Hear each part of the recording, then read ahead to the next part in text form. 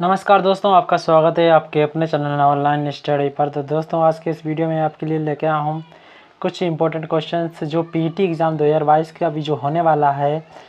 जो PT exam 2022 में अभी ये हाल ही में होगा, ये 5 से 6 अक्टूबर को होने वाला है। तो दोस्तों, आपके लिए उस पीटी एग्ज़ाम जो हो रहा है इसके लिए बहुत ही महत्वपूर्ण होने वाले हैं। और जो अभी 17 अगस्त से ये जो ग्रुप डी का एग्ज़ाम चलने वाला है, तो इसके लिए बहुत महत्वपूर्ण क्वेश्चन है। तो दोस्तों, मैं आपके लिए ग्राफ और पाई चार्ट के क्वेश्चंस लेके आया हूँ और भी रीजनिंग के क्वेश्चन इसी मैंने वीडियो में मेंशन किए हुए हैं, तो जो आपके लिए बहुत ही महत्वपूर्ण होने वाले हैं। तो दोस्तों, आप मेरे साथ बने रहिए, मेरे वीडियो को लास्ट तक देखिए बिना स्किप किए।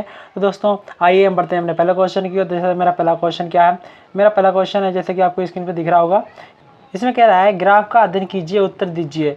तो इनका ग्राफ का अध्ययन करना है। कच्चे ऊन का उत्पादन मीट्रिक टन में दिया हुआ है और ये जो वर्ष दिए हैं इसके, और इसमें क्वेश्चन कह रहा है 2014-15 के कच्चे ऊन का उत्पादन, 2014-15 में कच्चे ऊन का उत्पादन है 51 और 2019-20 के उत्पादन का था। मतलब ये 2019 कितना, 19-20 में, ये 19-20 में कितना 68 है, तो इसका कितना है, तो 51 जो है 68 है। तो ये जो 68 है कितना है गुना, तो इसका ये 68 बटे जब हम 51 करेंगे तो कितना आएगा, 17 चौक 68 या 51, यानी 3/4। तो सॉरी 4/3। हमारा दूसरा प्रश्न क्या है, जैसे कि आपको स्क्रीन पे दिख रहा होगा। हमारा दूसरा प्रश्न है, इसमें क्वेश्चन में कह रहा है कच्चे ऊन के उत्पादन में अधिकतम वृद्धि किस वर्ष हुई है। तो अधिकतम वृद्धि कह रहा है ये 53 है और ये 65, इसी में देख लीजिएगा। और ये 58 और ये 68, इसमें 10 की हुई है और इसमें कितने की हुई है, इसमें होगी 11 की। तो इसमें कितनी, इसमें 12 की हुई है। तो अधिकतम वृद्धि 2016-17 में हुई, 2016-17 यानी option number 3 is the right answer. बढ़ते हैं दूसरे प्रश्न की। दूसरा प्रश्न क्या है, जैसे कि आपको स्क्रीन पर दिख रहा होगा, इस तरह से आपको दिख रहा होगा। तो ये जैसे कि इसमें दिए गए हैं तकनीकी दी गई हैं और ये तकनीकियाँ दी गई हैं उनकी। ये टीसीएस कंपनियाँ जो भी हैं कि टीसीएस एक्सचेंजर है, ये कंपनियाँ दी गई हैं। तो टीसीएस और केपीजेमिनी, टीसीएस ये कंपनी है और केपीजेमिनी ये कंपनी है। तो इसमें कर्मचारी की कुल संख्या कितनी है, तो आप इनको टोटल करेंगे और इनको टोटल करेंगे तो आपका कितना आ जाएगा, ये आपका जो भी आए तो वही आपका राइट आंसर होगा। इस क्वेश्चन का आंसर आपको कमेंट बॉक्स में देना है। तो ये होगा राइट आंसर। बढ़ते ये होगा दोस्तों। तो ये आप इसी तरह से सॉल्व करना। दे रहा है केपीजेमिनी, केपीजेमिनी ये कंपनी है संचालन में। केपीजेमिनी के संचालन मतलब 150 हो गया और प्लस करना है इसमें संचालन एचआर विभाग। एचआर विभाग में इसके इसी का एचआर विभाग कौन सा एचआर विभाग इसका है, एचआर विभाग ये है। तो 25, तो ये 25 और जोड़ देंगे इसी का। और ये कह रहा है तुलना में एक्सचेंजर कंपनी है ये, इसका संचार विभाग और तकनीकी विभाग कितना होगा, तो इनका दोनों का 550 हो जाएगा। तो ये 175 हो जाएगा, अनुपात 550, ये आ जाएगा 550। तो इसमें कह रहा है कि कर्मचारियों का प्रतिशत क्या होगा।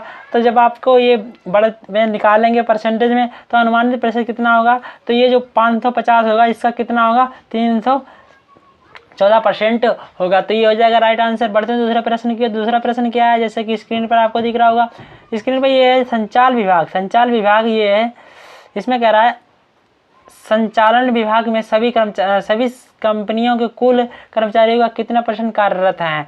मतलब ये है इसमें संचालन विभाग ये वाला जो दिया है टोटल को ऐड करना है और उसके बाद सभी को ऐड करने के बाद उसका प्रतिशत निकालना है कि संचालन विभाग में कितने % कर्मचारी पूरी कंपनी के कर्मचारी हैं। तो आपका ये आएगा 36.53% आएगा। तो ये हो जाएगा राइट आंसर।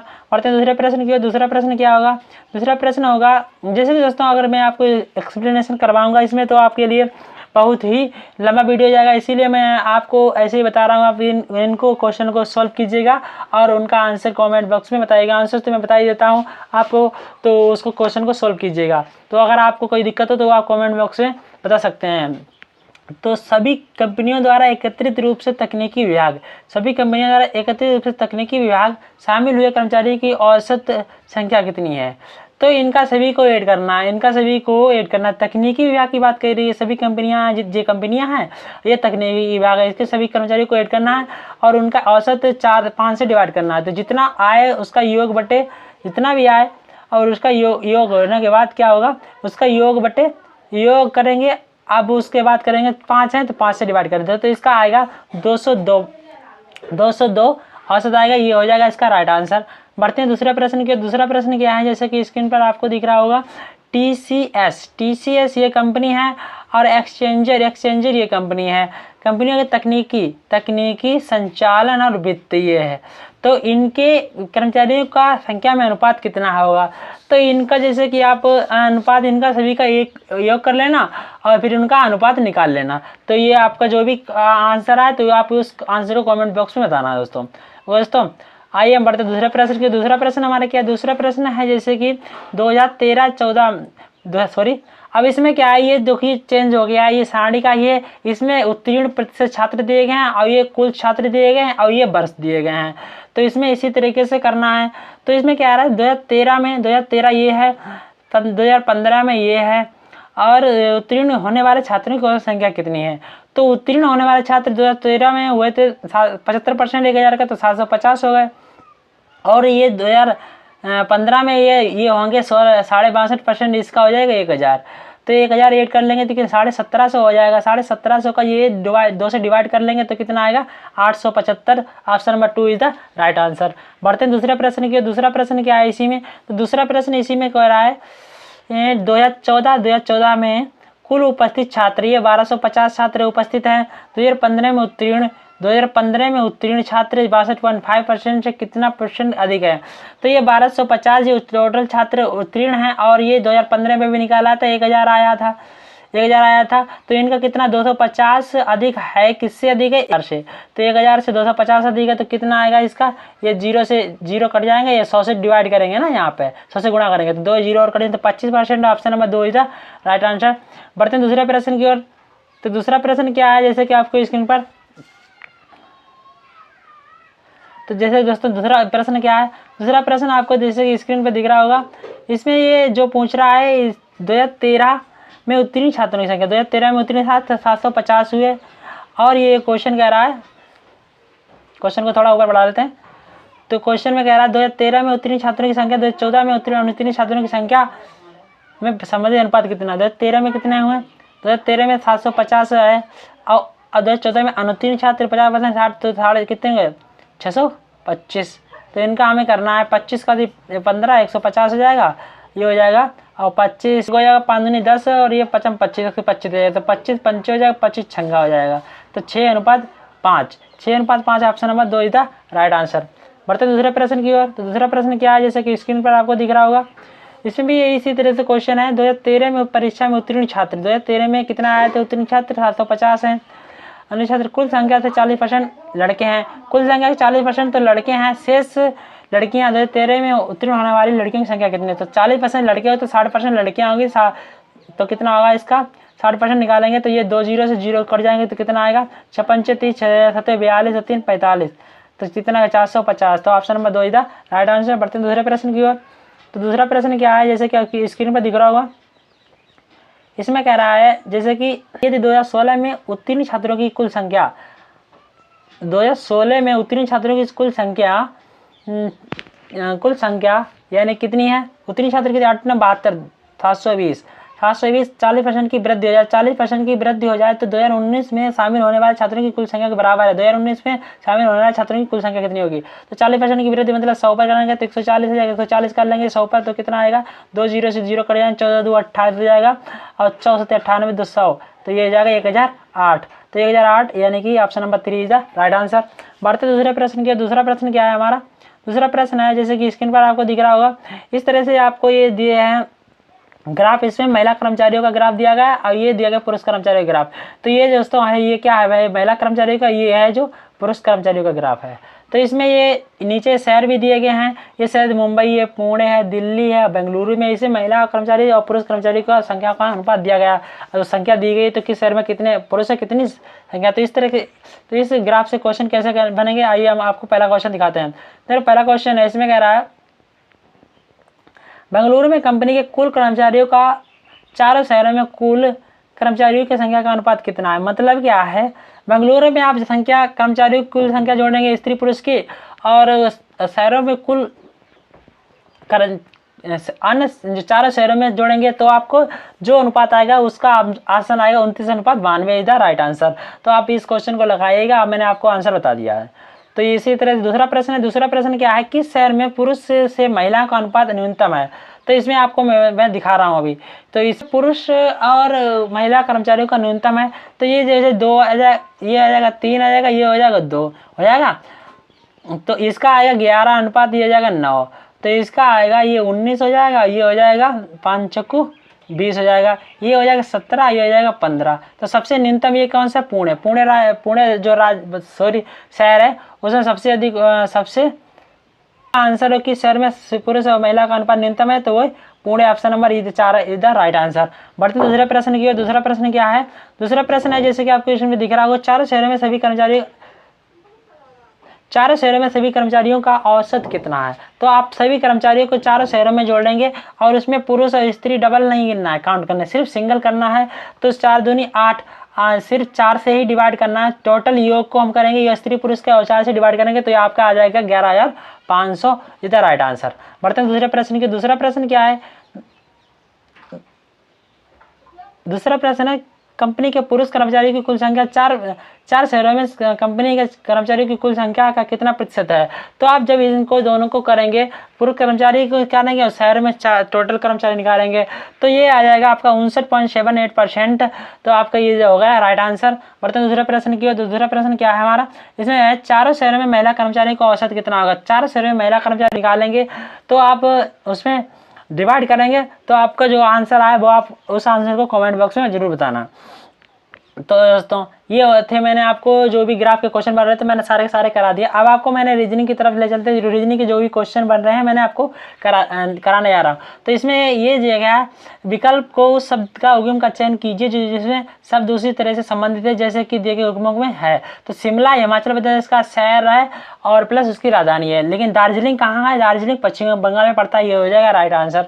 बढ़ते दूसरे प्रश्न की ओर। तो दूसरा प्रश्न है, दिए गए विकल्पों दिए गए निम्नलिखित प्रश्नों में दिए गए विकल्पों में विषम चुनिए। तो चावल है, सरसों है, बाजरा है और जौ है।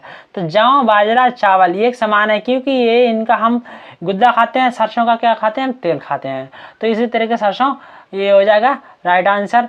तो बढ़ते हैं दूसरे प्रश्न की ओर। दूसरा प्रश्न क्या है, इसमें क्वेश्चन कह रहा है, ये कोडिंग डिकोडिंग का क्वेश्चन है। कोडिंग डिकोडिंग क्वेश्चन में ये ब्यूटी दिया गया, BEAUT बाई, तो ये ब्यूटी दिया गया और फिर इसका दिया गया JUVVF और C। तो इसको आपको करना क्या देख लेना, 25 ये हो जाएगा तो ये 26 हो जाएगा, ये हो जाएगा 20 होता है तो ये हो जाएगा 21। तो इसमें क्या एक ऐसे ऐसे बढ़ रहा है, एक बढ़ रहा है कि नहीं बढ़ रहा है, तो एक बढ़ रहा है। तो आपको इसी तरह से इसमें भी करना है। तो ये 18 का 19 आ जाएगा, 19 का यस इसमें भी है, और 22 का क्या होगा 21, 25 का 26 होगा, जेड होगा। तो यस जेड इसमें दोनों में है, लेकिन इसका अभी तो इसमें दोनों में। उसके बाद क्या है, टी का यू है, तो यू इसमें है भी है, इसमें भी है। और फिर क्या आर यस है, यस इसमें है, क्यू है, इसमें यस है। तो यह ऑप्शन नंबर इधर ए फर्स्ट हो जाएगा आपका राइट आंसर। बढ़ते हैं दूसरे प्रश्न की ओर। दूसरा प्रश्न क्या है, इसमें क्वेश्चन कह रहा है, साहिल की ओर इशारा करते हुए, साहिल की ओर इशारा करते हुए नीरू कहती है, नीरू कहती है, मैं उसके पैतृक दादा, उसके पिता हैं, पिता के दादा यानी कि उसके पिता के दादा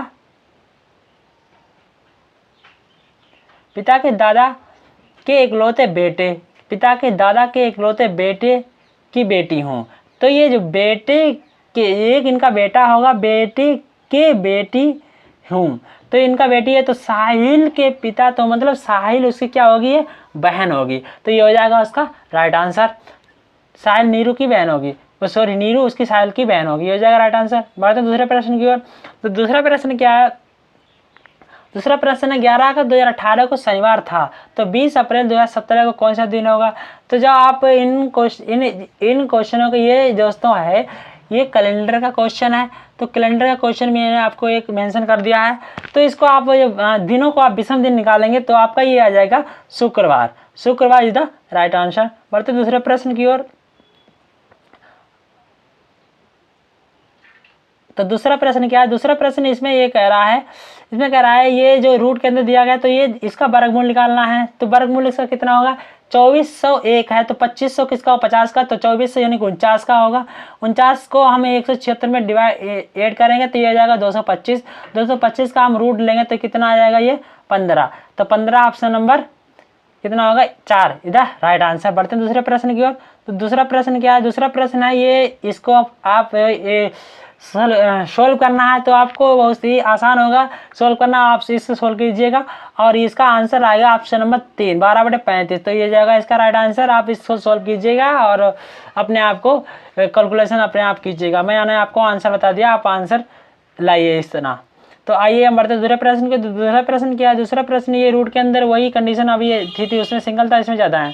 तो इसका 225 किसका होता है, 15 का। 15 इसमें ऐड कर लेंगे तो कितना आ जाएगा, ये हो जाएगा 289। 289 का जब हम रूट बाहर करेंगे तो ये जाएगा 17। 17 में हम जब 32 जोड़ेंगे तो ये हो जाएगा 49। 49 का जब रूट बाहर लेंगे तो ये जाएगा 7। 7 में हम 93 जोड़ेंगे तो ये जाएगा 100। तो 100 का जब हम रूट लेंगे तो कितना आ जाएगा हमारा 10। तो 10 इधर ऑप्शन नंबर 4 इधर राइट आंसर। बढ़ते दूसरे प्रश्न के। दूसरा प्रश्न क्या है हमारा, दूसरा प्रश्न है संख्या के एक संख्या में पहले 20% की वृद्धि होती है, उसके बाद 15% की कमी होती है। यदि अंतिम मान 2040 है तो संख्या प्रारंभिक क्या होगी। तो इसमें क्या है, कुछ नहीं है। तो पहली संख्या मान लीजिए x पे 20% की वृद्धि है, यानी कि 6 से यानी कि 20% की वैल्यू होती है 1/5। तो कोई वस्तु 5 थी तो 6 से 5 हो गई, और फिर हो गई उसका करेंगे, क्या करेंगे हम, उसका करेंगे 15% कमी, यानी कि 3/20 हो जाएगा। तो ये जाएगा 17/20 हो जाएगा। तो बराबर ये इसके कितने 2040 के बराबर है। तो इसको आप कर लीजिएगा, कितने भी 17 1 17, 17 दूनी 34, 120 हो जाएगा, 6 दूनी 12, कितना 20 हो जाएगा। अब इसको करेंगे 20 पंचे 100 हो जाएगा। 100 की गुणा 20 में करेंगे ये 2000 आएगा। तो 2000 कितना आ गया, तो ऑप्शन नंबर 3 इधर राइट आंसर। बढ़ते दूसरे प्रश्न के। दूसरा प्रश्न क्या है, जैसे कि आपको स्क्रीन पे दिख रहा होगा, इसमें ये क्वेश्चन कह रहा है, क्वेश्चन कुछ नहीं यही कह रहा है कि 18 व्यक्तियों के एक परिवार में औसत वजन 1 किलोग्राम से कम हो जाता है। जब एक बच्चे का एक परिवार में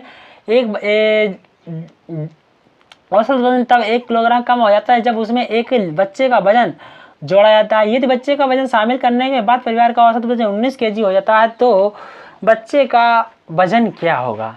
तो बच्चे का वजन इसमें तो आएगा, तो आप जैसे कि आप जब उसका वजन नहीं ऐड करते हैं तो कितना होता है, तब उसका वजन तो होता है 18। तो 1 किलो यदि कम हो जाता है, जब उसको ऐड कर लेते हैं तो कितना आ जाता है 19 हो जाता है। तो इसका जो वजन होगा बच्चे का वो 1 किलो होगा। तो ये जाएगा इसका राइट आंसर। बढ़ते दूसरे प्रश्न की ओर। तो दोस्तों आज के लिए इतने ही मैंने क्वेश्चन कराए हुए हैं। तो आपको किस तरह से क्वेश्चन करने हैं मैंने आपको सारे के सारे बता दिए हैं। और जैसे कि दोस्तों वीडियो कैसी लगी है, तो दोस्तों वीडियो का आपको कमेंट बॉक्स में ज़रूर बताना है।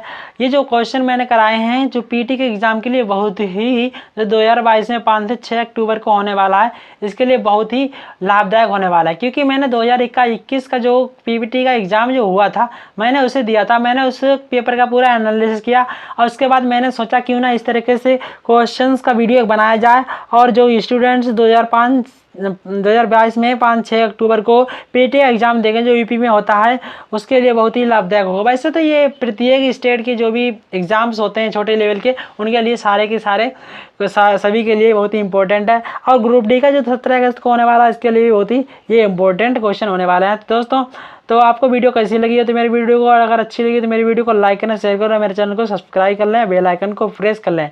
तो दोस्तों आज के लिए इतना काफ़ी, मिलते हैं नेक्स्ट वीडियो में। तब के लिए दोस्तों जय हिंद।